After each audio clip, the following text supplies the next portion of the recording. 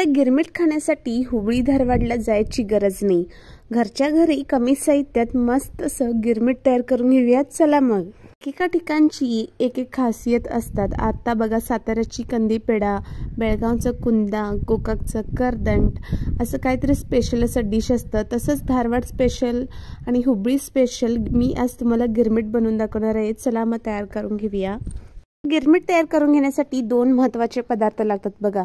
ते म्हटलं तर गिरमिट मसाला आणि डाळवं किंवा फुटाणे डाळ म्हणतात बघा त्याचं पावडर। अशा प्रकारचे एक भांडी घ्या की गिरमिट मस्त असं तयार झालं पाहिजे। त्यामध्ये 2 वाटी चुरमुरे घालून घ्यायचे बघा।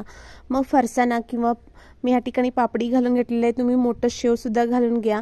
मिक्स करून घ्या। त्यानंतर गिरमिट मसाला घालून घ्यायचा, 2 चमचा डाळवं किंवा फुटाण्याची पावडर घालून घ्यायची बघा। मग कांदा घालून घ्यायचं, कोथिंबीर घालून घ्यायचं, मस्त असं गिरमिट मिक्स करून घ्यायचं। पटकन गिरमिट खाऊन घ्या आणि सबस्क्राइब करा।